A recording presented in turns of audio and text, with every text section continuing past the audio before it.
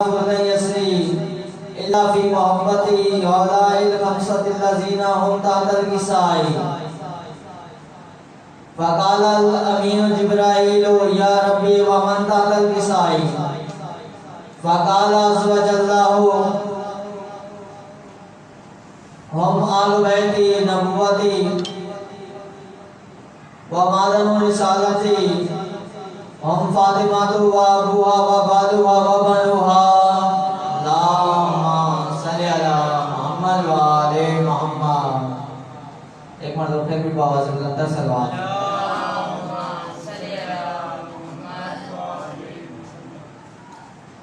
فقال جبرائيل يا ربي أتذن لي أن أهبط إلى الأرض ليكون معهم سادسا؟ فقال الله نعم قد أذنت لك. فهبط الأمين جبرائيل وقال السلام عليك يا رسول الله العلي الأعلى. يقول السلام ويخصك بالتحية والإكرام ويقول لك وعزتي وجلالي إني ما خلقت سمعا مبنية ولا أرضا مدهية ولا قمرا منيرا ولا شمسا مزية ولا فلكا يدور ولا بحرا يجري ولا فلكا يسري إلا لأجلكم ومحبتكم. وقد آذن لي أن أدخل معكم فهل تأذن لي يا رسول الله صلى الله عليه وآله وسلم؟ فقال رسول الله وعليك السلام يا أمين وحي الله إنه نعم قد أذنت لك. فدخل جبرائيل معنا تحت الكساء فقال لي أبي يا رسول إن الله قد أوحى إليكم يقول إنما يريد الله ليذهب عنكم رجس أهل البيت ويطهركم تطهيرا.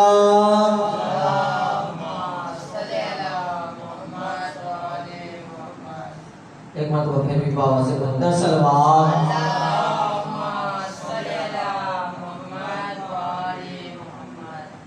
فقال علي لأبي يا رسول الله أخبرني ما لجلوسنا هذا تحت الكساء من الفضل عند الله. فقال نبي صلى الله عليه وآله وسلم والذي بعثني بالحق نبيا واصطفاني برسالة نجيا ما ذكر خبرنا هذا في محافل من محافل أهل الأرض وفيه جمع من شيعتنا ومحبينا إلا ونزلت عليهم الرحمة وحفظوا بهم والملائكة واستغفرت لهم إلا أن يتفرقوا. فقال علي عليه السلام إذا والله فزنا وفاز شيعتنا ورب الكعبة. فقال برسول الله صلى الله عليه وآله وسلم يا علي والذي بعثني بالحق نبيا واصطفاني برسالة نجيا ما ذكر خبرنا هذا في محافل من محافل أهل الأرض وفيه جمع من شيعتنا ومحبينا وفيه مهموم إلا وفرج الله همه ولا مهموم إلا وكشف الله همه ولا طالب حاجتي إلا وقضى الله حاجته. فقال علي عليه السلام إذا والله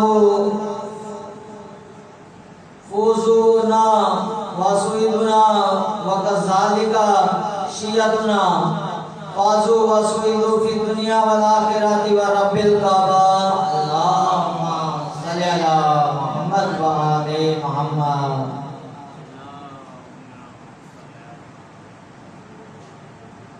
ایک مرتبہ پھر بھی بابا سے بلند صلوات.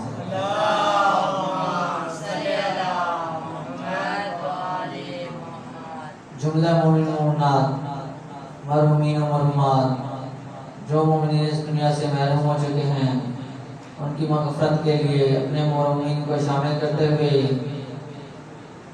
اور جن کے پیچھے سورہ فاتحہ پڑھنے والا کوئی نہیں ان مرحومین کو بھی شامل کرتے ہوئے ملت شہداء کے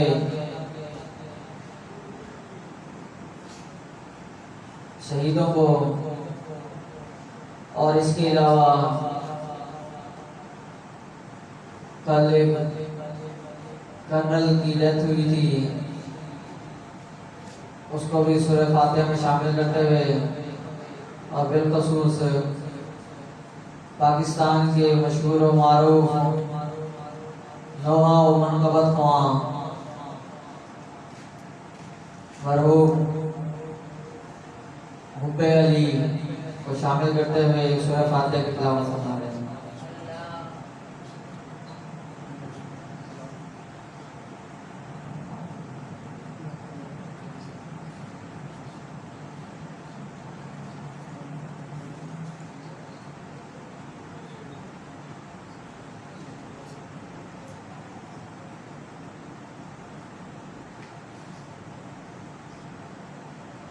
بر محمد وآل محمد بآواز بلندتر سلوات۔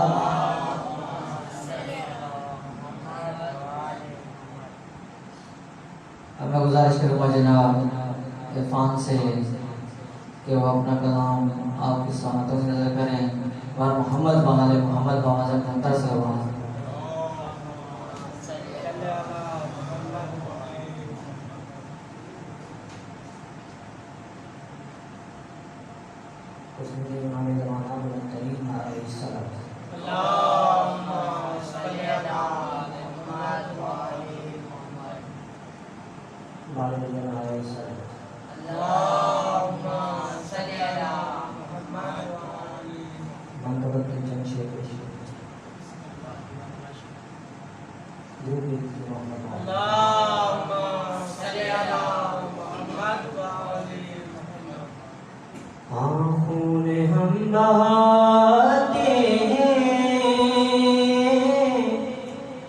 زخم ہم سجاتے ہیں، خون ہم بہاتے ہیں، زخم ہم سجاتے ہیں، ارے سلی کے ماتم کے اور کس کو آتے ہیں، خون ہم بہاتے ہیں، زخم ہم سجاتے ہیں، کہ روز برپا ہوتی ہے مجلس زمانے میں، روز برپا ہوتی ہے مجلس زمانے میں، ہم تو باغ جنت میں روز آتے جاتے ہیں، اور جا کے دیکھ لے دنیا آج بھی جلوسوں میں، جا کے دیکھ لے دنیا آج بھی جلوسوں میں، ارے ان کے سر نہیں جھکتے جو علم اٹھاتے ہیں، ان کے سر نہیں جھکتے جو علم اٹھاتے ہیں، اور تم اگر کرو ماتم تم بھی سیکھ جاؤ گے، تم اگر کرو ماتم تم بھی سیکھ جاؤ گے، بخششوں کا دروازہ کیسے کھٹکھٹاتے ہیں، بخششوں کا دروازہ کیسے کھٹکھٹاتے ہیں،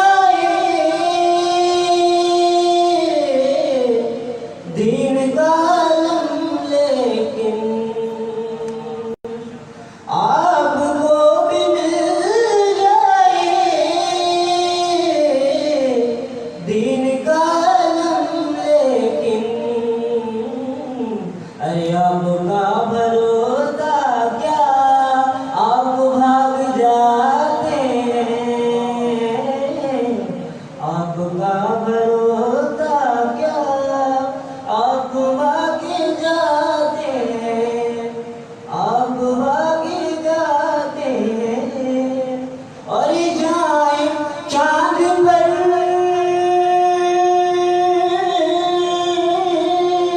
ہاں جائیں چاند پر ہم کیوں، ہم تو ان کے نوکر ہیں، جائیں چاند پر ہم کیوں،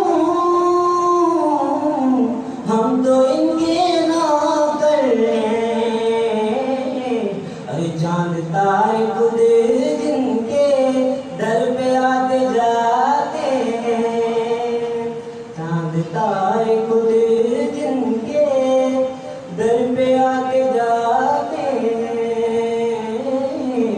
چاند تارے صلوات اللہ علیہ وسلم۔ اللهم صل على محمد وآل محمد۔ اللهم صل على محمد وآل محمد۔ ایک اور نمبر کیا بتاؤں، کیا بتاؤں، مقام زینب کا کیا بتاؤں، مقام زینب کا، اس میں اعظم ہے نام زینب کا، اس میں اعظم ہے نام زینب کا، کہ میں تو کیا خود قصیدہ پڑھتے ہیں، میں تو کیا خود قصیدہ پڑھتے ہیں، میرے بارہ امام زینب کا،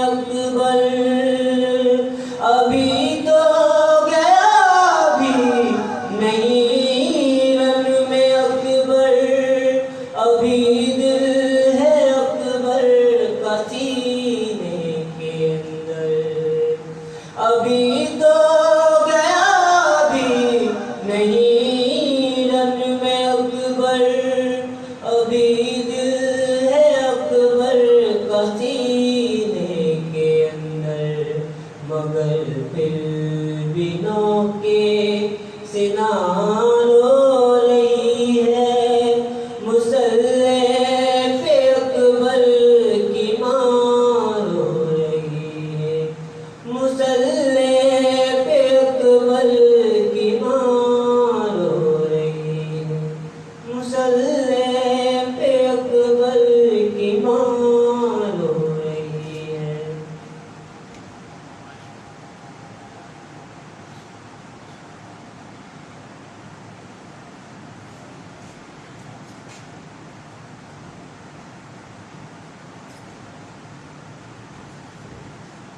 بر محمد و آل محمد باواز بلندر صلی اللہ علیہ وسلم۔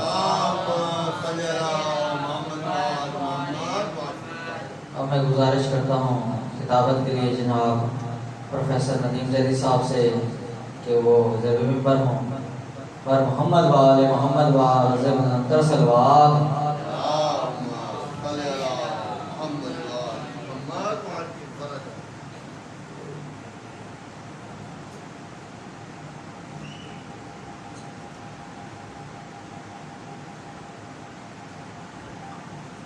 ایک سورہ فاتحہ اور 3 دفعہ سورہ اخلاص آپ اپنے گزشتگان کو شامل کر کے اور خاص کر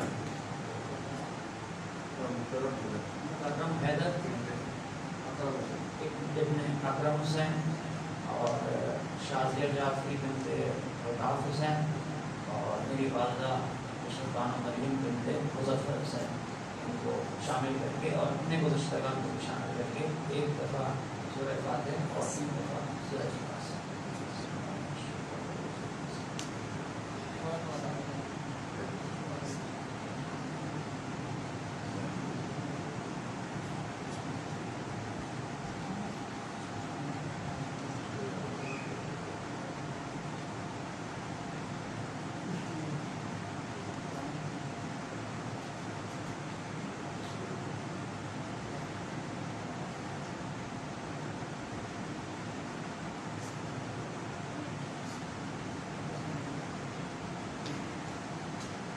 ارشاد معصوم ہے کہ اگر کوئی شخص 1 مرتبہ محمد و آل محمد پہ درود پڑھے اور اس کے بعد 400 سال تک چپ رہے اور 400 سال کے بعد دوبارہ درود پڑھے تو فرشتے چلا اٹھتے ہیں کہ بندہ خدا ابھی تو پچھلے درود کا ثواب بھی ہم لکھ رہے ہیں۔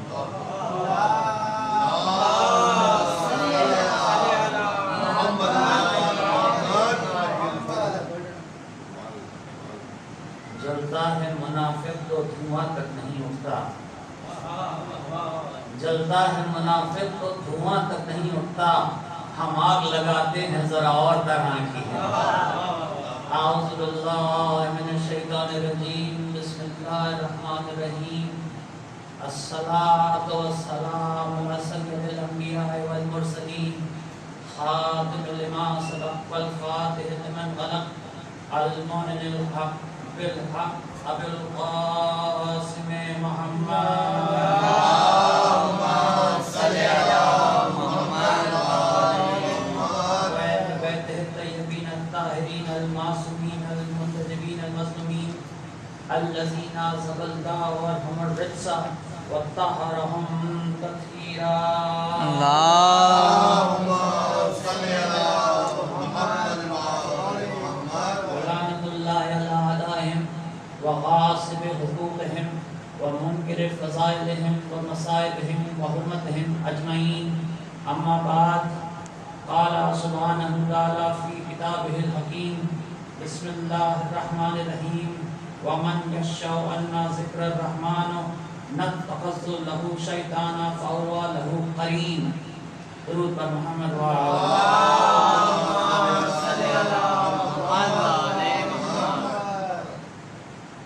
سورہ زخرف قرآن مجید کا 45واں سورہ ہے اور اس سورے کی 36ویں آیت کی مدد سے ہم آج کی نشست کا آغاز کر رہے ہیں۔ ارشاد خداوندی ہے، وہ لوگ جو رحمان کے ذکر سے منہ موڑ کے چلے جاتے ہیں،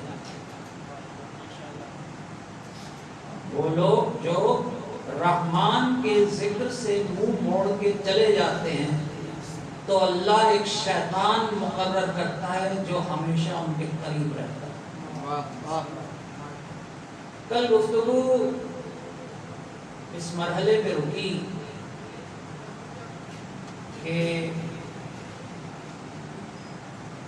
شیطان کس طرح بنا۔ بات کو ہم یہیں سے آگے بڑھائیں گے، مگر محفل کو شروع کرنے سے پہلے، مجلس کو شروع کرنے سے پہلے، اس مردود کے حربوں کو دیکھنے سے پہلے چند الفاظ محمد مصطفیٰ احمد مصطفیٰ صلی اللہ علیہ وسلم، ایک جاہلوں کی بحث چھیڑ دی گئی کہ حضور کب تھے، کب سے تھے، آیا زندہ ہیں نہیں ہیں۔ تو ایک عقیدے کی بات یاد رکھیے، اور وہ یہ کہ خلق اول محمد صلی اللہ علیہ وسلم، صلی اللہ محمد والے محمد، خلق اول آپ، خلق اول آپ، نور اول آپ، صدیق اول آپ، شہید اول آپ، ہادی اول آپ، مہدی اول آپ۔ اور اگر کوئی آپ سے پوچھے کہ حضور کب سے ہیں تو آپ نے جواب میں صرف یہ سوال کرنا ہے کہ پہلے تو بتا اللہ خالق کب سے ہے، اللہ خالق کب سے ہے، اللہ معبود کب سے ہے، اللہ مسجود کب سے ہے۔ اس لیے کہ انہیں خلق کر کے وہ خالق ہوا، انہوں نے سجدہ کیا تو وہ مسجود ہوا، انہوں نے عبادت کی تو وہ معبود ہوا۔ یہ ہمارے نبی کی شان ہے، اور یہی ہمارا عقیدہ ہے کہ حضور خلق اول ہیں۔ اور جب اللہ نے کہا کہ میں زمین پر اپنا خلیفہ مقرر کرنا چاہتا ہوں، تم اس کے سامنے سجدہ کرو، مگر ابھی نہیں، جب میں اس میں اپنی روح پھونک دوں۔ یعنی مجسمہ بنا کے یہ نہیں کہا اللہ نے کہ اسے سجدہ کرو۔ اگر مجسمہ بنا کے سجدہ کروا دیتا تو بت پرستی کا آغاز وہیں سے ہو جاتا۔ تو کوئی ایسی پاک روح تھی جس کے بعد مٹی کا پتلا سجدے کے لائق ہو گیا۔ اب یا تو علی کے علاوہ کوئی روح اللہ دکھاؤ، یا یہ مانو کہ علی اس بادشاہ کو کہتے ہیں اگر مٹی کے پتلے میں آ جائے تو آدم سجدے کے لائق ہو جاتا ہے، اگر پتھر کے گھر میں آ جائے تو کعبہ سجدے کے لائق ہو جاتا ہے۔ اس طرح نہیں، جہاں تک ہمارے دوست بیٹھے ہیں دونوں ہاتھ بلند کر کے نعرہ حیدری۔ لوگ مجھ سے پوچھتے ہیں آپ کیوں کہتے ہیں جہاں تک لوگ بیٹھے ہیں؟ کیونکہ علی کی محفل میں صرف آپ تو نہیں بیٹھے ہیں، اس محفل میں تو ملائکہ آئے ہوئے ہیں، اس محفل میں تو معصومین آئے ہوئے ہیں، اس محفل میں تو شہداء آئے ہوئے ہیں۔ یہ شہیدوں کی محفل ہے، یہ زندوں کی محفل ہے، یہ مردوں کی محفل نہیں ہے، یہ ان کی محفل نہیں ہے جن کی شہادت کی تاریخیں پتہ ہے، ولادت کا پتہ ہی کچھ نہیں۔ آگے بس اس سے زیادہ کیا بولے ہم اپنے اماموں کی شہادتیں بھی مناتے ہیں، ولادتیں بھی مناتے ہیں۔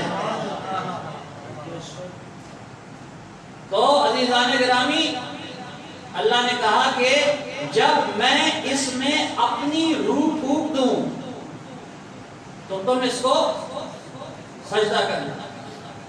اور اس کے بعد اس نے وہی کہا جو ہم نے کل ذکر کیا تھا کہ اس نے کہا کہ نہیں، میں اس کو سجدہ نہیں کر سکتا۔ اب یہاں میرا ایک سوال ہے، سوال یہ ہے کہ کیا شیطان گلی کا کوئی بدماش تھا؟ آپ اس کا سابقہ ریکارڈ پہلے چیک تو کریں. 8 لاکھ سال کی اس کی عبادتیں ہیں, 6000 سال کا اس کا ایک سجدہ ہے, اور کوئی مولوی ثابت نہیں کر سکتا کہ آدم کو سجدے سے انکار سے پہلے اس نے کوئی گناہ کیا.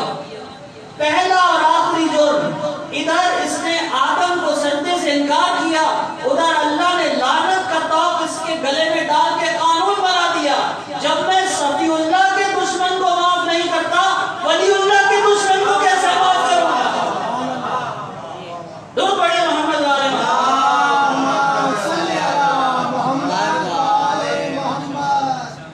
شیطان ایک طاقت کا نام, اور وجہ طور پہ اگر اس کی طاقت کو آپ کو سمجھنا ہے تو میں آپ کو ایسے کہوں کہ یہ ایک سپر طاقت کا نام, یہ اپنی ذات میں ایک سپر طاقت ہے. کیوں؟ کیونکہ طاقت کا تعلق علم سے ہوتا ہے.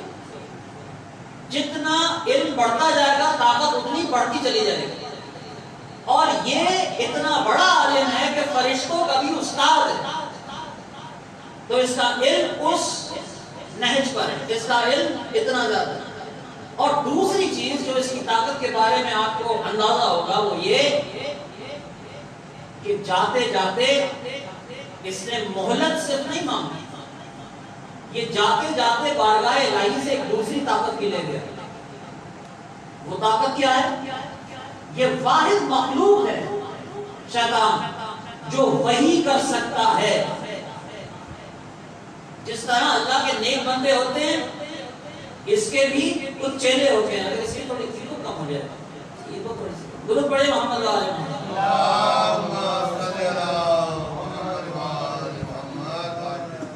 تو یہ جاتے جاتے کچھ خصوصی طاقتیں لے گیا, اور اس کے اندر ایک خصوصی طاقت یہ تھی جب اس نے اللہ تعالیٰ سے یہ کہا کہ میں صراط مستقیم سے لوگوں کو بہکاؤں گا, تو اللہ نے کہا نکل جا میری بارگاہ سے, مگر یہ نہیں کہا کہ میں تجھے بہکانے کی طاقت نہیں دے رہا, صرف اتنا کہا نکل جا. اور اس نے جاتے جاتے یہ کہا میں تیرے مخلص بندوں کو نہیں بہکا سکتا, باقی سب کو بہکاؤں, باقی سب کو بہکاؤں. تو اللہ نے کیا کہا کہ اللہ نے کہا کہ نہیں تو نہیں بہکا سکتا, نہیں, اللہ نے یہ نہیں کہا. اللہ نے کہا نکل جا, میں جہنم کو بھر دوں گا تیرا اتباع کرنے والوں سے, جو تیرے پیچھے چلا میں جہنم کو ان لوگوں سے بھر دوں. اور اس آیت میں اللہ ایک عجیب بات کہہ رہا ہے, یعنی شیطان وہ بلا ہے کہ اگر آپ اسے اپنے اوپر طاری کر لیں, پہلے تو یہ کسی پہ طاری ہوتا نہیں جب تک آپ خود اسے اپنے اوپر طاری نہ کریں, اور ایک دفعہ ہو جائے تو یہ جاتا کہیں. یہ اس کی طاقت, ایک گناہ دوسرا گناہ تیسرا گناہ, ایک وسوسہ دوسرا وسوسہ تیسرا وسوسہ, بس آپ دلدل میں پھنس گئے. یہ جائے گا نہیں جب تک آپ کو جہنم میں پہنچا نہیں دے. یہ اس کا کمٹمنٹ ہے. اور اس آیت میں تو عجیب بات ہو رہی ہے, اس آیت میں اللہ یہ نہیں کہہ رہا کہ قرآن پڑھو میں تم سے شیطان کو دور رکھ رہا ہوں, نہیں, کلمہ پڑھ لو میں تم سے شیطان کو دور رکھ رہا ہوں, نہیں. اللہ کہہ رہا ہے وہ جو ہم سے منہ موڑتے ہیں ہم خود ایک شیطان مقرر کرتے ہیں. اب اس شیطان کی طاقت کا اندازہ کریں جسے اللہ مقرر کر رہا ہو. اب بہرا اس نے ہم سے منہ موڑا ہے, اب یہ تیرا ہے. کیونکہ اللہ کا مزاج یہ ہے کہ وہ یہ کہتا ہے کہ جب یہ ہم سے منہ موڑ کے جاتا ہے, اب یہاں پر خطاب شیطان سے نہیں, جب یہ ہم سے منہ موڑ کے جاتا ہے تو ہم اس سے جانے دیتے ہیں اور کہتے ہیں اب بھٹکتا ہے, تجھ سے قیامت کے دن ملاقات ہوگی جب ہم تجھے آگ میں پھینکیں گے.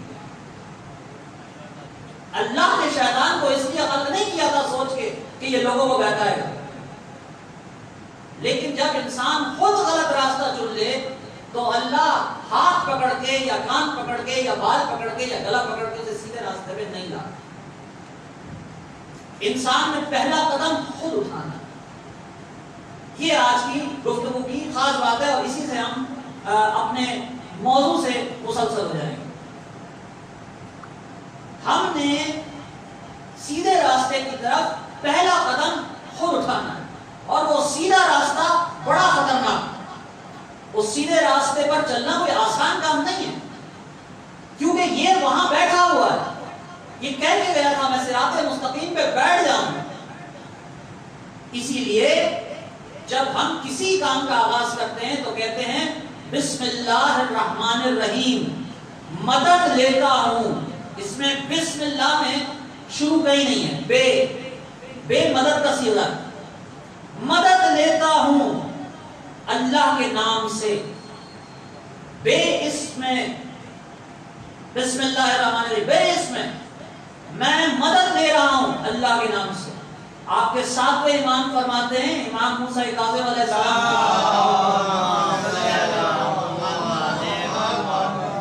روایت جوشن صغیر میں فرماتے ہیں کہ آسمان اور زمین اس کے نام کی مدد سے کھڑے ہوئے ہیں۔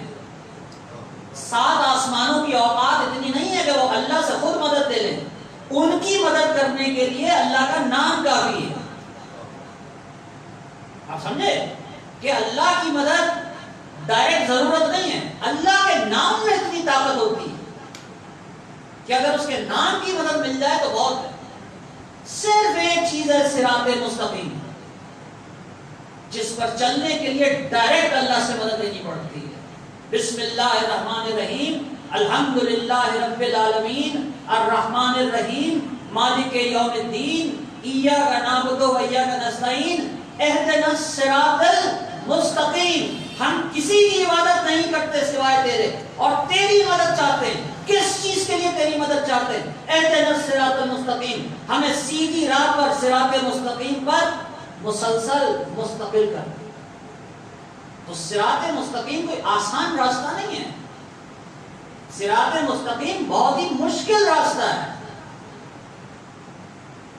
اور ہے کیا صراط مستقیم؟ نبیوں کے سلطان سے پوچھا گیا یا رسول اللہ صراط مستقیم کیا ہے؟ یا رسول اللہ صراط مستقیم کیا ہے؟ حضور نے کہا بیٹھ جاؤ۔ اس کے بعد پھر کہا یا رسول اللہ صراط مستقیم کا کیا ہے؟ کہا بیٹھ جاؤ۔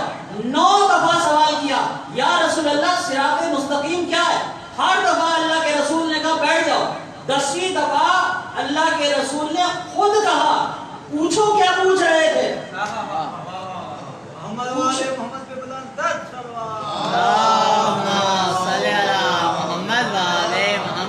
پوچھو کیا پوچھ رہے تھے؟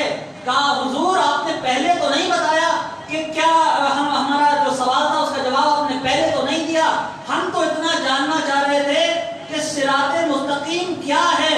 پہلے جواب اس لیے نہیں دیا تھا کہ مسجد میں علی نہیں تھے، اتنی دیر میں مسجد میں علی آ گئے۔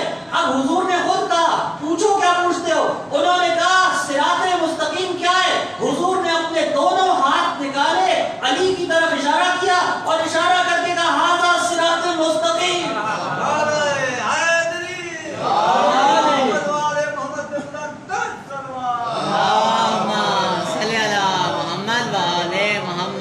اب آپ نے دیکھا شیطان نے کیا وعدہ کیا؟ شیطان نے کہا میں انہیں علی کی راہ سے ہٹاؤں گا، کیونکہ اللہ کے رسول نے کہہ دیا علی صراط مستقیم ہے۔ آپ سمجھے بات کو پہنچ رہے ہیں؟ لیکن میں آج کل ہی کہہ چکا ہوں آپ سے کہ اب گفتگو کچھ سطح عمومی سے بلند ہو رہی ہے۔ اللہ کے رسول نے کیا کہا کہ علی صراط مستقیم ہے، اسی لیے جب آپ الحمد پڑھتے ہیں تو اس میں اللہ کے نام سے مدد نہیں لیتے، ڈائریکٹ اللہ سے مدد لیتے ہیں۔ ہماری مدد کر کے ہم علی کے راستے پہ قائم رہیں، اور علی کے راستے پہ قائم رہنا کتنا مشکل ہے، علی کے راستے پہ قائم رہنا کتنا مشکل ہے۔ بھائی ہم کل کی بات ہوئی کہ اللہ نے کہا کہ جو میرا نبی دے وہ لو۔ اب جب تم ایمان لے آئے ہو تو تم پر واجب ہو گیا کہ میری اطاعت کرو اور میرے نبی کی اطاعت کرو۔ ہم نبی کی اطاعت کیوں کریں؟ سوال پیدا ہوتا ہے کہ ہم نبی کی اطاعت کیوں کریں، آپ کے رسول کی اطاعت کیوں کریں؟ اس کا جواب اللہ نے سورہ مومن میں دیا، کہا میرے نبی کی پیروی کرو، اس کا تمہیں کو فائدہ ہے۔ کیا فائدہ ہے؟ اگر تم نے میرے نبی کی پیروی کی تو یہ تمہیں رحمت کے 2 حصے عطا کرے گا. پتہ نہیں آپ لوگ پہنچ رہے نہیں پہنچ رہے. یہ تمہیں رحمت کے 2 حصے عطا کرے گا. ہم نے پوچھا یا رسول اللہ یہ 2 حصے رحمت کے کون سے ہیں؟ کہا ٹھہر جاؤ غدیر کا دن آنے دو. ٹھہر جاؤ غدیر کا دن آنے دو, اس دن بتاؤں گا. 2 چیزیں چھوڑ کے جا رہا ہوں, 2 وزنی چیزیں چھوڑ کے جا رہا ہوں, ایک قرآن اور ایک میری عطرت. محمد والے محمد پہ خدا اللہم صلی علی محمد والے محمد. اب آپ پہنچے کہ کیا چھوڑا اللہ کے رسول نے. ہمیں اللہ کے رسول کے احکامات کو مان کر کیا فائدہ ہوا کہ ہمیں ایک نہیں 2 رحمتیں عطا ہوں. ہمیں ایک نہیں 2 رحمتیں عطا ہوں. ایک قرآن, ایک علی. قرآن کتاب, علی معلم. قرآن مقدمہ, علی وکیل. قرآن حکمت, علی حکیم. قرآن کو پڑھنا تلاوت, علی کا ذکر عبادت. قرآن کا انکار کفر, علی کا انکار کل کفر. تو یہ 2 چیزیں اگر تم اس کو تھامے رہے اور اس کے ساتھ چلتے رہے تو تم قیامت کے دن کوثر پر مجھ سے ان دونوں کے ساتھ ملاقات کرو گے اور تم کامیاب ہو جاؤ. اور یہی شیطان نے کہا کہ میں اسے صراط مستقیم سے ہٹاؤں گا, میں اسے صراط مستقیم سے بہکاؤں گا.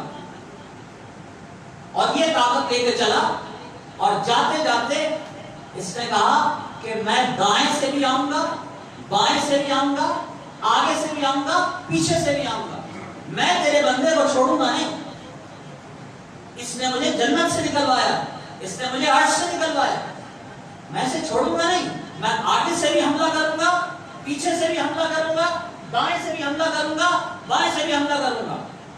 بندہ آ گیا معصوم کے پاس, مولا آگے بھی وہ کھڑا ہے, پیچھے بھی وہ کھڑا ہے, دائیں بھی وہ کھڑا ہے, بائیں بھی وہ کھڑا ہے, میں بچوں تو کیسے بچوں؟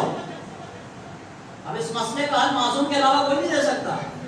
اس نے کہا آگے سے بھی وہ آ رہا ہے, پیچھے سے بھی وہ آ رہا ہے, دائیں سے بھی وہ آ رہا ہے, بائیں سے بھی وہ آ رہا ہے, میں بچوں تو کیسے بچوں؟ معصوم نے کہا گھبرا مت, سمتیں 4 نہیں 6 ہیں. وہ صرف 4 سے آ رہا ہے, 2 سمتیں ابھی بھی خالی ہیں. کہا مولا کیا؟ کہنے لگے کہ ایک آگے ہوتی ہے, ایک پیچھے ہوتی ہے, ایک دائیں ہوتی ہے, ایک بائیں ہوتی ہے, ایک اوپر ہوتی ہے, ایک نیچے ہوتی ہے. اوپر دیکھ کے دعا کیا کر, نیچے اور آ کے سجدہ کیا کر, تو بھی اس کے مخلص بندوں میں ہو جائے گا, تجھ پر بھی اس کا جادو نہیں چلے گا. لیکن دیکھ دعا اور سجدہ نہ چھوڑنا. درود پڑھیے محمد والے محمد. نہ دعا چھوڑنا نہ سجدہ چھوڑنا.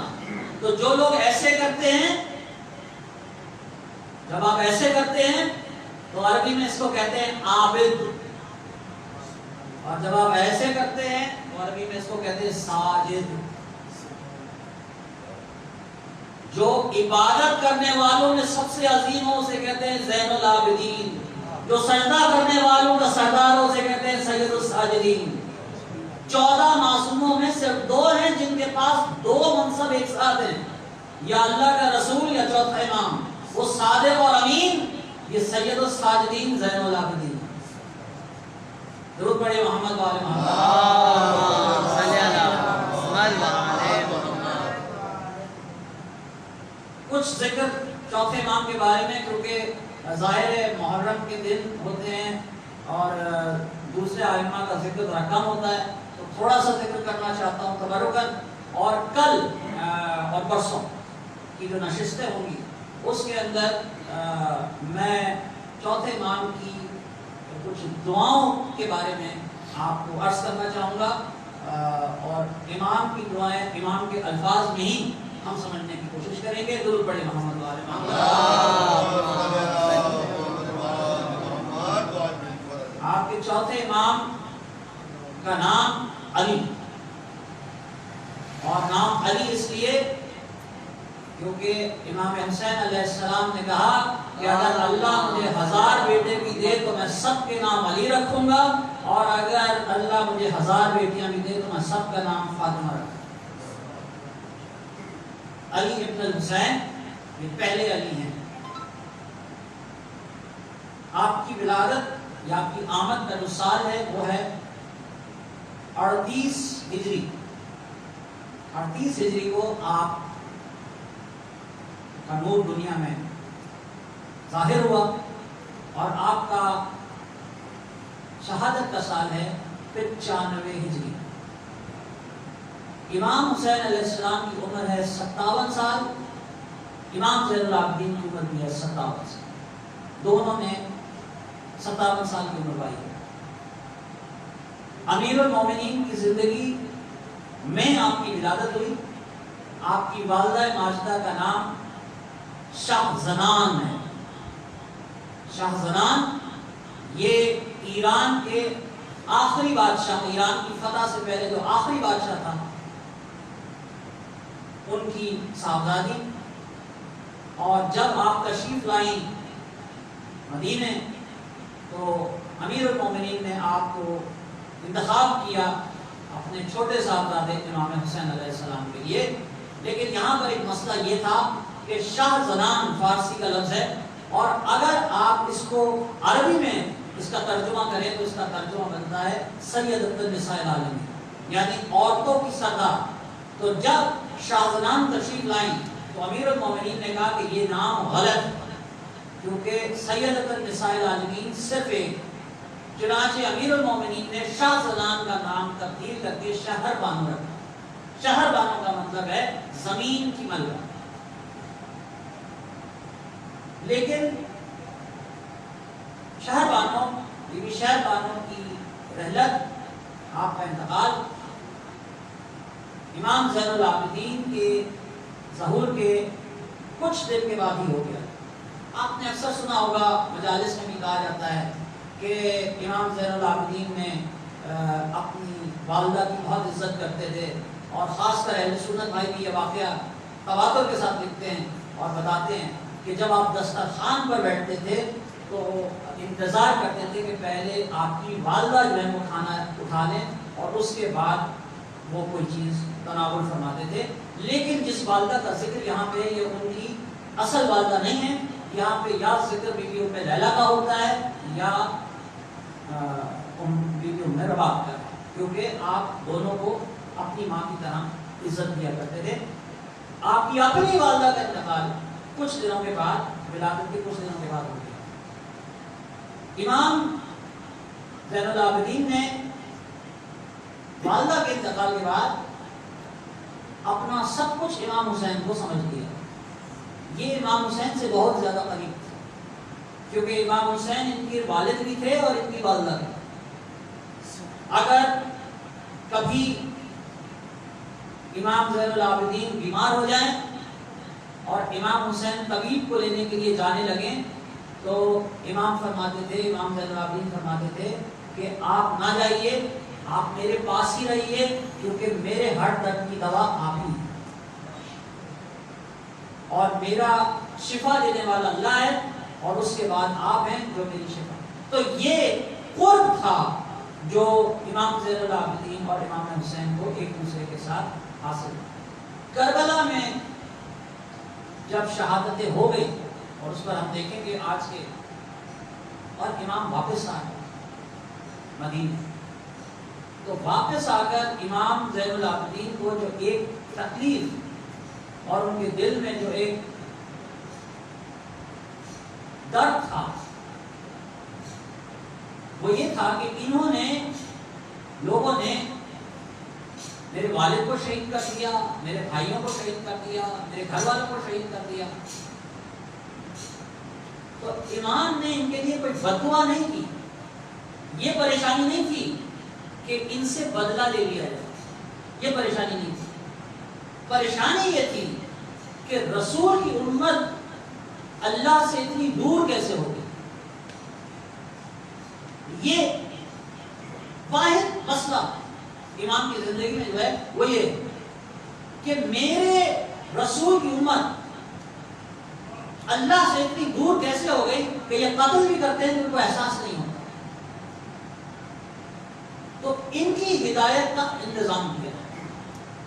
مگر حالات اس زمانے کے ایسے تھے کہ اگر امام خطبہ دینے کی کوشش کریں یا اگر امام جا کے تبلیغ کرنے کی کوشش کریں تو شہید کر دیے جائیں. تو اس لیے امام نے ایک بالکل نیا اور جدید طریقہ اختیار کیا اور وہ تھا دعاؤں کے ذریعے لوگوں میں تبلیغ کرنا. امام زین العابدین کی جو دعائیں ہیں ان دعاؤں کا مقابل اور ان دعاؤں جیسی دعائیں کہیں پر بھی موجود نہیں. اور اس کی جو سب سے مشہور کتاب ہے وہ آپ کے صاحبزادے حضرت زید نے لکھی اور وہ کتاب ہے صحیفہ سجادیہ. صحیفہ سجادیہ کے اندر 51 دعائیں ہیں اور ہر موقع کی دعا ہے. اگر آپ نے چاند دیکھا تو اس کی دعا ہے, آپ نے سورج طلوع ہوا اس کی دعا ہے, ماں باپ کے لیے دعا ہے, بیمار کے لیے دعا ہے, ہر کسی کے لیے دعا ہے. کیونکہ امام کا فرمان یہ ہے کہ مومن کا اصل ہتھیار دعا ہے. درود پڑھیے محمد والے اللہم صلی علی محمد والے محمد. مومن کا اصل ہتھیار جو ہے وہ دعا ہے. یہ ایک کام آپ نے کیا. دوسرا کام جو آپ نے اپنی زندگی میں کیا وہ یہ کہ غلاموں کو خریدتے تھے. یعنی معاشرہ اتنا بگڑ چکا تھا کہ لوگ حق بات سننا پسند نہیں کرتے. تو اب امام کے پاس ایک ہی راستہ رہ گیا, غلاموں کو خریدتے تھے اور ان کو قرآن کی اور حدیث کی اور اسلام کی تعلیم دیا گیا. اور امام کے جو غلام ہیں وہ اپنے وقت کے بڑے علماء ہیں. علماء کا مطلب کیا ہوتا ہے کہ جو امام کی احادیث جانے, یہ جانے کہ امام کیا چاہ رہا ہے, یہ جانے کہ حجت کیا چاہ رہا ہے, بس یہ ہو. یہ اپنے وقت کے عظیم ترین. انہی میں ایک غلام ہے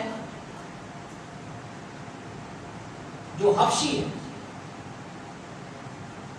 اور مدینے کے اندر بارش نہیں ہو رہی. یہاں میں آپ کو لانا چاہتا ہوں, مدینے کے اندر بارش نہیں ہو رہی. نماز استسقاء کی درخواست ہوئی, سب لوگ نماز پڑھ رہے ہیں اور جب نماز ہوئی اور نماز ختم ہو گئی تو سعید ایک راوی ہے, اس نے کہا کہ میں نے دیکھا کہ ایک حبشی غلام, سب لوگ نماز پڑھ کے چلے گئے اور ایک حبشی غلام جو ہے وہ کھڑا کچھ مناجات کر رہا ہے, کچھ دعائیں پڑھ رہا ہے. بس ادھر اس نے دعا پڑھ کے اپنا ہاتھ نیچے کیا, ادھر آسمان سے موسلادھار بارش شروع ہو گئی. یہ حبشی غلام, میں نے دیکھا کہ یہ حبشی غلام جو ہے دعا کر کے امام زین العابدین کے گھر چلا گیا.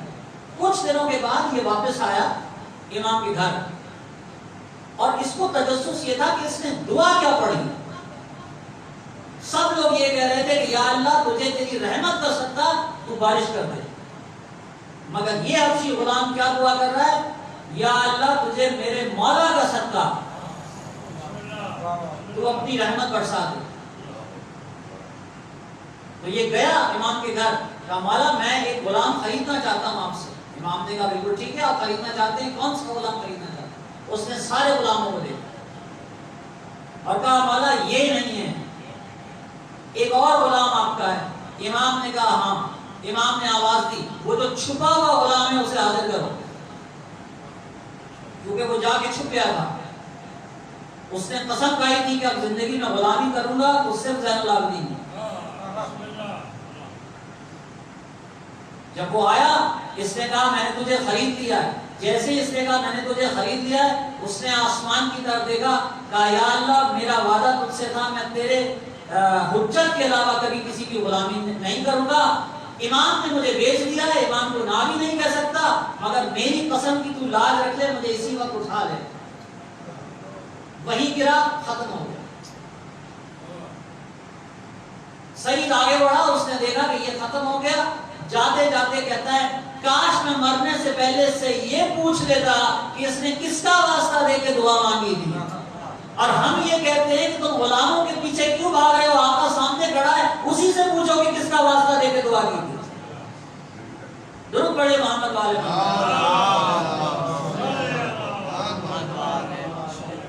تو ہم اسی لیے ادھر اور ادھر سلام نہیں بھیجتے. ادھر اور ادھر ہم سلام نہیں بھیجتے کیونکہ ہم تعلقات منشیوں کے ساتھ رکھتے ہی نہیں ہیں. ہمارے تعلقات ڈائریکٹ آقا کے ساتھ ہوتے ہیں. دونوں ہاتھ اٹھا کے نعرہ حیدری حیدری حضور محمد و آل محمد.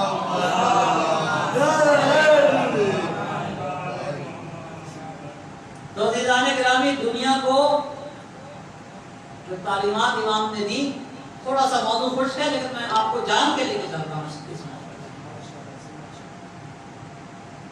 شیطان جب انسان کو بہکانے پر آتا ہے تو اس کا پہلا ہتھیار وہ انسان کے اندر میں پیدا کرتا ہے. یہ اس کا پہلا اور سب سے طاقتور ہتھیار ہے، میں. کیونکہ آپ کو معلوم ہے قرآن کے اندر کافر کی 515 نشانیاں، جس میں سب سے پہلی نشانی، سب سے بڑی نہیں، سب سے پہلی نشانی ہے تکبر. اور تکبر کا بیج میں ہے. امیر المومنین سے پوچھا گیا مولا جنت کتنی دور ہے؟ کیا سوال ہے کہ مولا جنت، جہنم تو دور نہیں ہے، جہنم تو دور نہیں ہے. اوپر نظر کریے اتنے ستارے جل رہے ہیں، ہر میں جہنم ہو سکتی ہے. جہنم کا تو مسئلہ نہیں ہے، تو نظر آ رہی. جنت کتنی دور؟ تو امیر المومنین فرماتے ہیں جنت صرف 2 قدم کے فاصلے پر ہے. جنت صرف 2 قدم کے فاصلے پر ہے. ایک پیر اپنی میں پہ رکھو، دوسرا جنت. ایک پیر اپنی میں پہ رکھو، دوسرا جنت. اور جس انسان میں یہ میں آ جائے اس کا گھر دنیا کی ہر بیماری دیکھ لیتی ہے، اس کا گھر دنیا کا ہر فساد دیکھ لیتا ہے، اس کا گھر دنیا کی ہر مصیبت دیکھ لیتی ہے. میں دنیا کا ہر جھگڑا کس چیز سے شروع ہوگا؟ میں سے. اگر کسی میں ہونی چاہیے تھی تو وہ اہل بیت میں ہونی چاہیے. اور اہل بیت کبھی اپنے حق سے دستبردار نہیں ہوئے. اس کی وجہ ہے آپ اقتدار سے ریزائن کر سکتے ہیں، امامت سے نہیں. امامت اللہ کا دیا ہوا منصب. بھائی مرد افضل ہے یا عورت؟ شوہر افضل ہے یا بیوی؟ کتنے شادی شدہ ہیں آپ؟ شوہر افضل ہے یا بیوی؟ شوہر افضل ہے نا. آپ دستبردار ہو جائیے کہ یہ حادثے میں افضل نہیں رہنا چاہتا، تو آپ کے دستبردار ہونے کو کوئی نہیں مانے گا، کیونکہ آپ کو افضل اس نے کیا. آپ کو پسند ہے یا نہیں پسند، یہ آپ کا مسئلہ نہیں. یہی چیز امامت میں ہے. خلافت چھوڑ سکتے ہیں، اور ایک دفعہ نہیں 3 دفعہ چھوڑی، اور 3 دفعہ چھوڑنے کے بعد کہا جا دنیا میں نے تجھے 3 طلاقیں دی. علی کو شورا میں بلاتے ہو. اب علی بھی الیکشن کروائے. پہلے دن گئے نہیں کہا میں نے دنیا کو 3 طلاقیں، دوسرے دن گئے نہیں کہا میں نے دنیا کو 3 طلاقیں، تیسرے دن گئے اس کے بعد کہا جا دنیا تو روز سچ سنور کے میرے سامنے آ جاتی ہے، جا میں نے تجھے 3 طلاقیں دی. 3 طلاقوں کے بعد رجوع ہو ہی نہیں سکتا. اب رجوع ہو ہی نہیں سکتا. تو جو لوگ کہتے ہیں کہ امام حسن نے اقتدار چھوڑ کر امامت دے دی، اقتدار چھوڑا، دنیا چھوڑی، اس لیے کہ امام کو پتا تھا کہ جسے باپ طلاق دے چکا ہو وہ بیٹے پہ بھی حرام ہوتی ہے. درود پڑھیے محمد والے.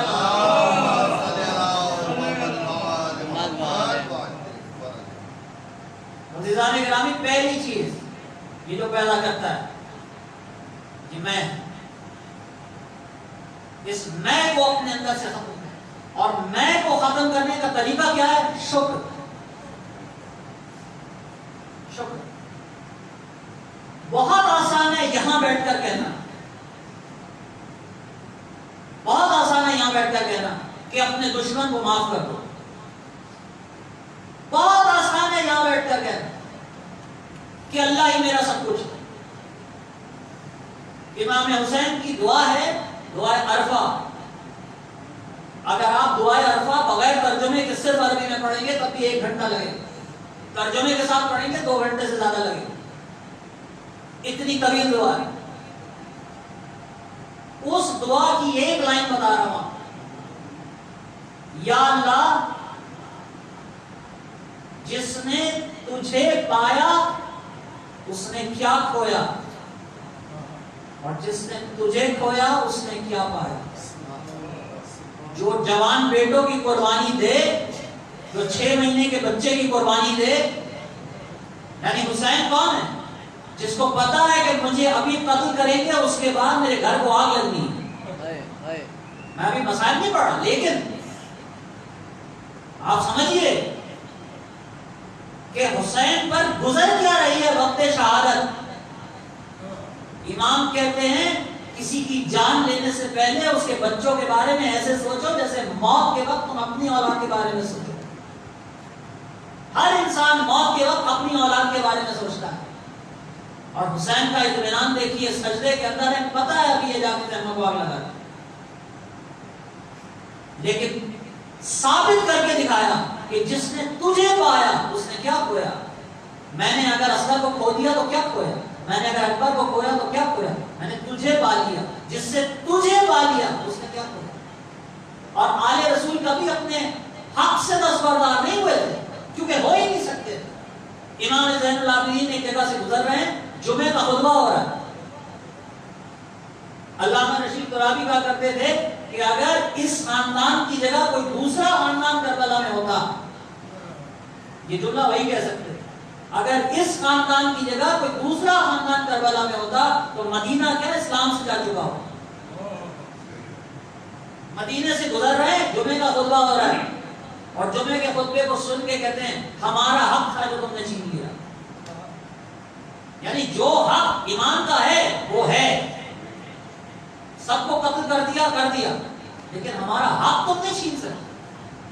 یہ حق اللہ نے ہمیں دیا ہے, یہ تم نے لے لیا. لیکن کیا اس کے بعد شکوہ ہے؟ کیا اس کے بعد ڈپریشن ہے؟ کیا اس کے بعد ہائے ہائے ہے کہ میرے ساتھ یہ ہو گیا؟ اس کے بعد شکر ہی شکر.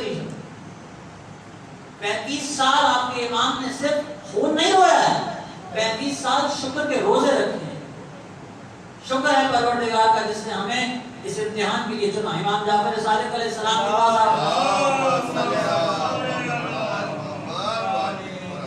امام جعفر صادق علیہ السلام کے پاس ایک شخص آگے کہتا ہے مولا آپ ہمیں ہر مسئلے کا حل بتاتے ہیں اور ہماری مصیبت ختم ہو جاتی ہے. آپ ہمیں مسئلوں کا حل بتاتے ہیں اور مصیبت ختم ہو جاتی ہے. آپ ہماری مشکل کشائی کرتے ہیں, تو پھر آپ پہ اتنی مشکلیں کیوں آتی؟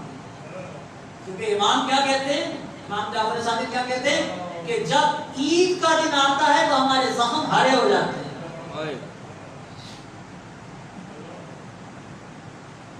آپ ہماری مشکل کشائی کرتے ہیں تو آپ کے اوپر مشکلیں کیوں آتی ہیں؟ جلال کے عالم میں امام نے کہا اس لیے کہ وہ ہمیں آزماتا ہے, ہم اس سے نہیں آزماتے.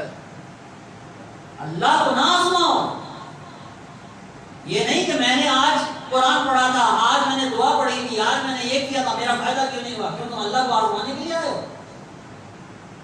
اللہ کہتا ہے تبارک الذی بیدہ الملک وہو علی کل شیء قدیر الذی خلق الموت والحیات لنبلوکم ایکم احسن عملا. ہم نے موت اور زندگی کو خلق کیا. زندگی اور موت کو خلق نہیں کیا, موت اور زندگی کو خلق کیا. موت پہلے, زندگی بعد میں. اس کی مخلوق میں موت بڑی مخلوق, کیونکہ اس زمین پر کوئی چیز طے نہیں ہے سوائے موت. اس نے کہا کہ ہم نے موت اور زندگی کو خلق کیا. کیوں؟ بدقسمتی ہے ہماری کہ سورہ ملک جو ہے یہ صرف جنازوں پہ پڑھی جاتی ہے. قرآن مرنے والوں کی کتاب نہیں ہے. آپ کو پتا ہے ہمارے مذہب کے اندر جھوم کے قرآن پڑھنے کو پسند نہیں کیا گیا. یہ نہیں ہے کہ منع ہے, جو لوگ پڑھ رہے ہیں ٹھیک کر رہے ہیں, لیکن ہمارے ائمہ نے پسند نہیں کیا. کیوں پسند نہیں کیا؟ قرآن تمہیں جگانے کے لیے آیا تھا، سلانے کے لیے نہیں. تو تم جھوم جھوم کے پڑھتے تھے. یہ سورہ ملک زندوں کے لیے پہلی آیت میں تمہاری پوری زندگی کا مقصد ہے. کیوں خلق کیا؟ سائنسدان تھا آئنسٹائن، وہ آخری وقت تک اس سوال کا جواب ڈھونڈ رہا تھا. کیوں خلق کیا؟ تھوڑی دیر کے لیے ہم دنیا میں کیوں آتے؟ کائنات میں کوئی کتاب نہیں سوائے قرآن میں جواب دیتی ہے. ہم نے تمہیں خلق کیا صرف اس لیے کہ تمہاری آزمائش کریں کہ تمہیں کون اچھے کام کرتا ہے. تمہیں اس لیے خلق نہیں کیا کہ یہ دیکھیں کہ تم اچھے کام کرتے ہو. نہیں، اس اچھے موسم میں بیٹھ کے سب اچھے کام کر سکتے ہیں. عالم آزمائش میں کون اچھے کام کرتا ہے؟ تمہارا دوست تمہارے دروازے پہ آئے تو مدد کرو، یہ آزمائش نہیں ہے. تمہارا دشمن آئے پھر تم مدد کرو، یہ آزمائش. اسی لیے جب ایک شخص آیا امام زین العابدین کے دروازے پر اور آ کر کہتا میں دور کا مسافر ہوں،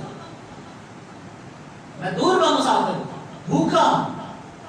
امام نے کہا آ جا، اندر آ جا. کھانا پکوایا گیا اس کے لیے. ایک خاص جگہ ہوتی تھی، ایک خاص تنور ہوتا تھا جہاں کھانا تیار ہوتا تھا مسافروں کے لیے. کہا بیٹھ کھانا. رات زیادہ ہو گئی ہے، تیرے بستر کا انتظام کر دیا گیا، تیرے کمرے کا انتظام کر دیا. صبح بھی جانے لگا تو امام نے کہا تمہارا گھوڑا جو ہے وہ تھکا ہوا لگ رہا ہے، دور کا سفر ہے تمہارا، تم ایسا کرو میرا گھوڑا لے جاؤ، یہ زیادہ صحت مند ہے، یہ زیادہ طاقتور ہے کیونکہ تمہارا دور کا سفر ہے. اس نے کہا مولا آپ نے میری اتنی خدمت کی ہے، یقیناً آپ نے مجھے پہچانا نہیں. امام نے اس کا نام لیا، کہا ابن نمیر اپنے بھائی کے سینے پہ برچھی مارنے والے کو کون نہ پہچانے.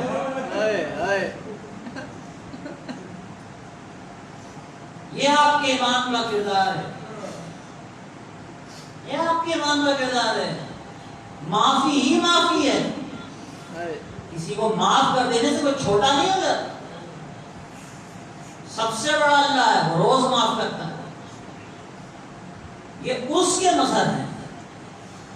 ابن نمیر لے جا، گھوڑا لے جا، کھانا لے جا. کہا مولا آپ مجھے پہچان گئے، تجھے تو میں قیامت کے دن تک نہیں بھول سکتا. کہا پھر آپ نے میری خدمت کیوں کی؟ کہا ابن نمیر کل ہم تیرے مہمان تھے، وہ تیرا عمل تھا، آج تو ہمارا مہمان ہے، یہ ہمارا عمل. کن موقعوں سے گزرے، کن مراحل سے گزرے. عزیزان گرامی، شریف النفس انسان کے لیے موت سے بدتر ہے برا ماحول. پتہ نہیں آپ پہنچ رہے ہیں یا نہیں پہنچ رہے. برا ماحول اگر شریف انسان کو مل جائے،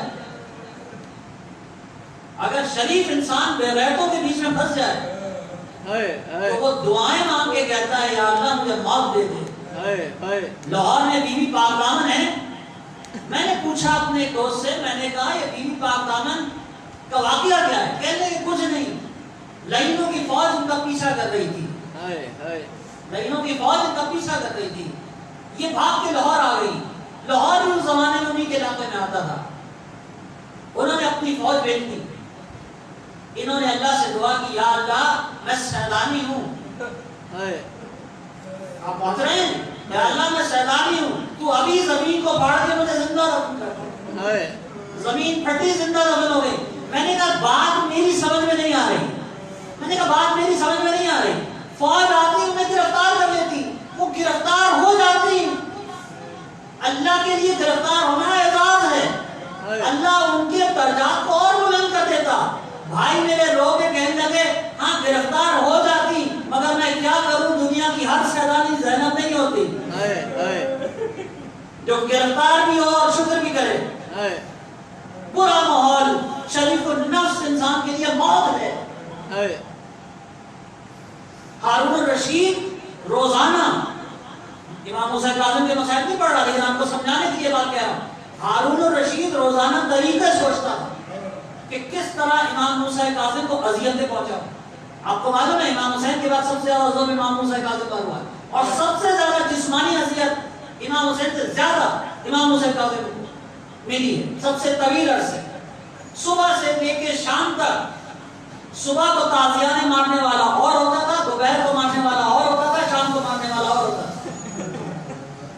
اور اس کو چین نہیں آتا تھا، یہ روز نئے طریقے سوچتا تھا کس طرح اذیت بڑھاؤں.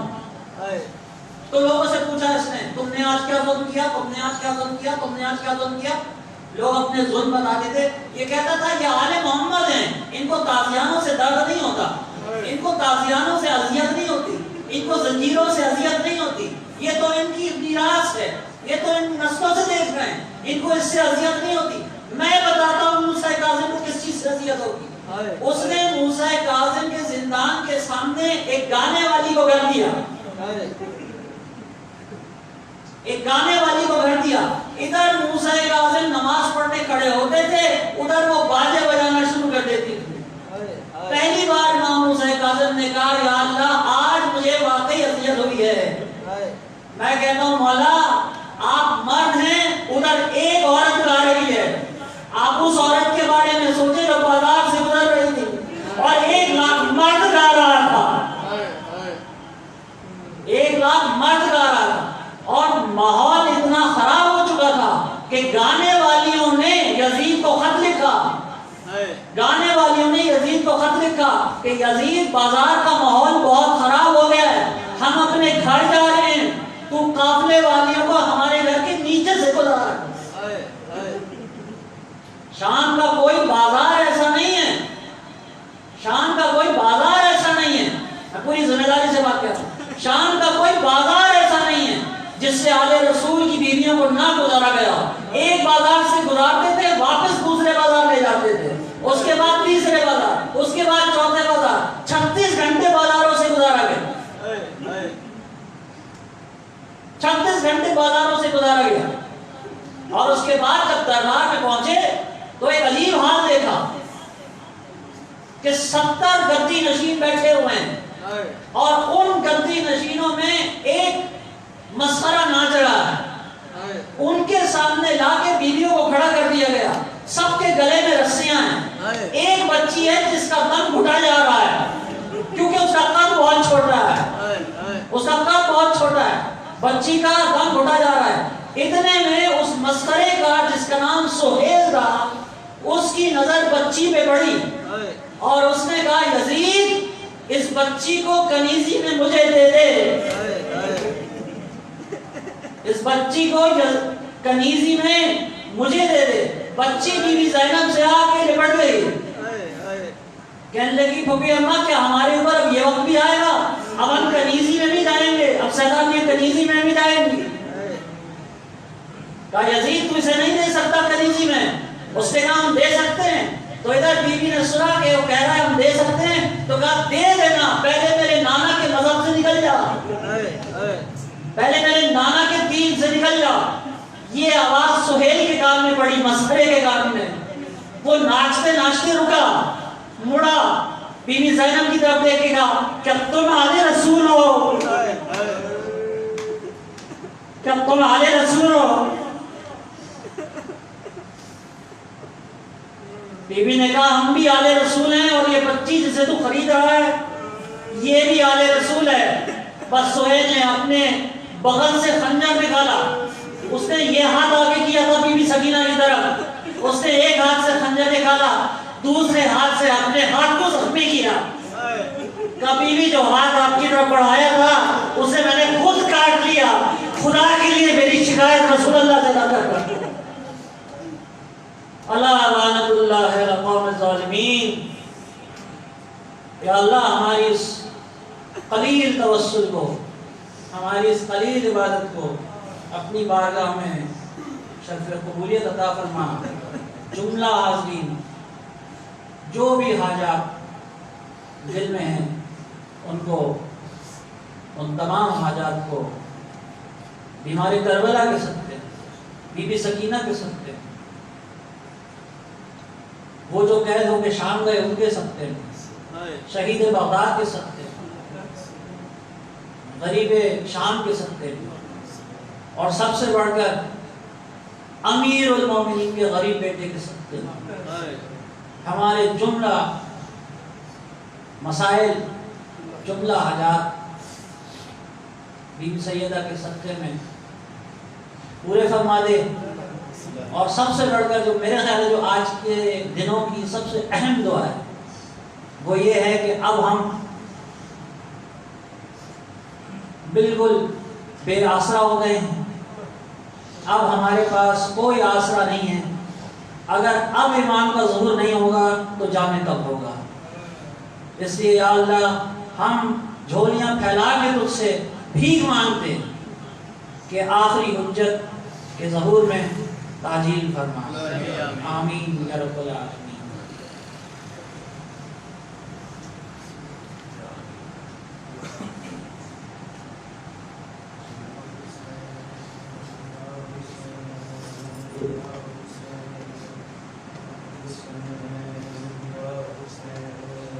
آنکھ بیمار نے کھولی تو یہ منظر دیکھا، آنکھ بیمار نے کھولی تو یہ منظر دیکھا، آنکھ بیمار نے کھولی تو یہ منظر دیکھا، آنکھ بیمار نے کھولی یہ منظر دیکھا، پھپھیوں ماں کو بہنوں کو کھلے سر دیکھا، آنکھ بیمار نے کھولی یہ منظر دیکھا، آنکھ بیمار نے کھولی یہ منظر دیکھا،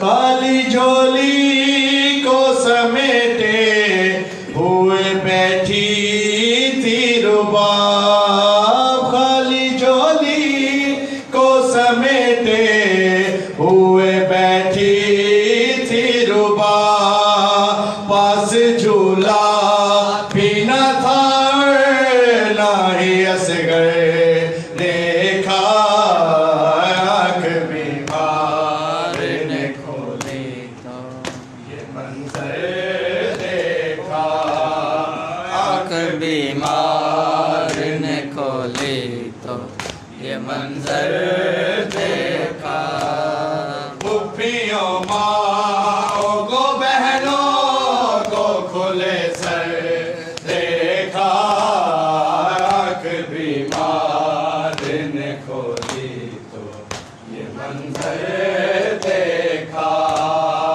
آنکھ بیمار نے کھولی تو یہ منظر دیکھا، آنکھ بیمار نے کھولی تو یہ منظر دیکھا، خالی جھولی کو سمیٹے ہوئے بیٹھی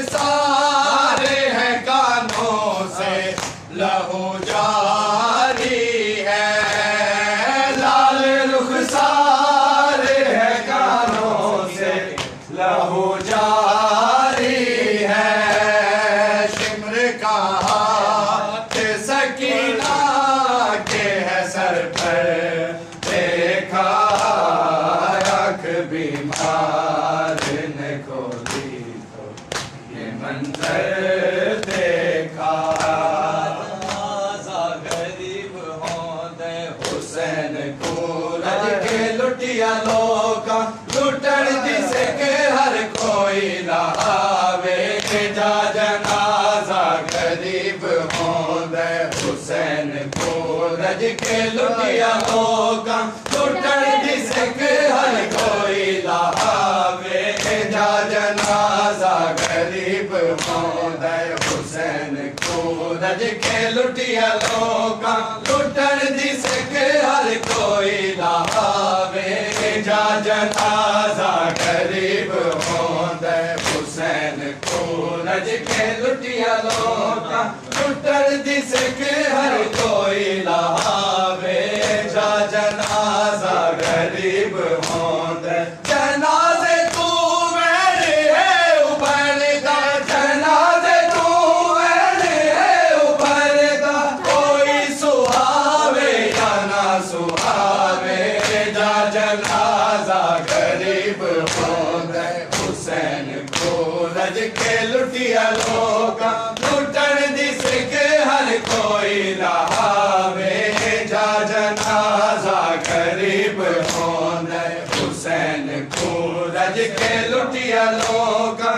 لٹن جس کے ہر کوئی لہاوے جا جنازہ غریب ہوندے حسین کو رج کے لٹیا لوکاں لٹن جس کے ہر کوئی لہاوے جا جنازہ غریب ہوندے جنازے تو میرے ہے ابھرتا جنازے تو میرے ہے ابھرتا کوئی سہاوے یا نہ سہاوے جا جنازہ غریب ہوندے حسین کو رج کے لٹیا لوکاں لٹن جس کے ہر کوئی لہاوے جا جنازہ غریب ہوندے حسین کو رج کے لٹیا لوکاں لٹن جس کے ہر کوئی لہاوے جا جنازہ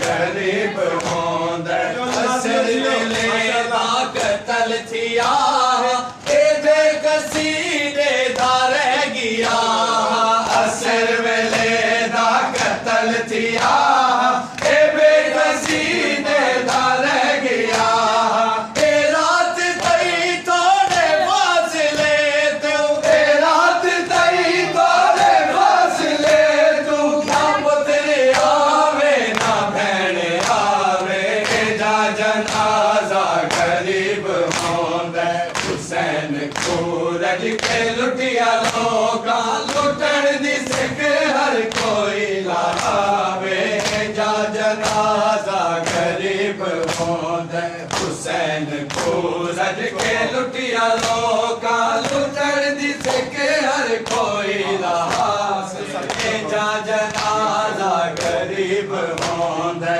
حسین کو رج کے لٹیا لوکاں لٹن جس کے ہر کوئی لہاوے جا جنازہ غریب ہوندے اسر ویلے دا قتل تھیا اے بے کسی دے دا رہ گیا اسر ویلے دا قتل تھیا اے بے کسی دے دا رہ گیا اے رات تئی توڑے فاصلے تو اے رات تئی توڑے فاصلے تو نہ پتر آوے نہ بہن آوے جا جنازہ غریب ہوندے حسین کو رج کے لٹیا لوکاں لٹن جس کے ہر کوئی لہاوے جا جنازہ غریب ہوندے حسین کو रज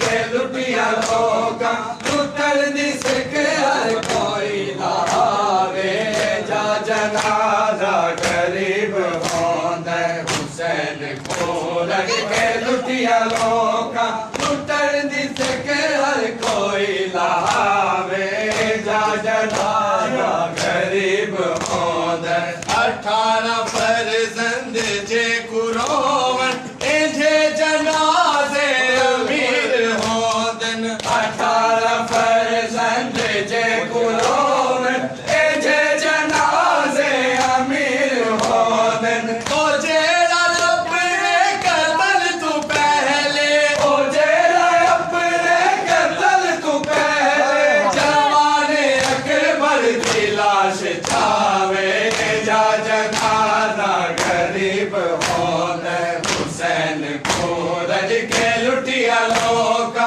लुटन दी सिख हर कोई लावे जा जनाजा गरीब होंदे हुसैन को रज के लुटिया लोका लुटन दी सिख हर कोई लावे जा जनाजा गरीब होंदे हुसैन को रज के लुटिया लोका लुटन दी सिख हर कोई लावे जा जनाजा गरीब होंदे 18 फर्जंद जे कुरोवन एजे जनाजे अमीर होंदन 18 फर्जंद जे कुरोवन एजे जनाजे अमीर होंदन ओ जेड़ा अपने कत्ल तू पहले ओ जेड़ा अपने कत्ल तू पहले जवाने अकबर दी लाश जावे जा जनाजा गरीब होंदे हुसैन को रज के लुटिया लोका लुटन दी सिख हर कोई लावे जा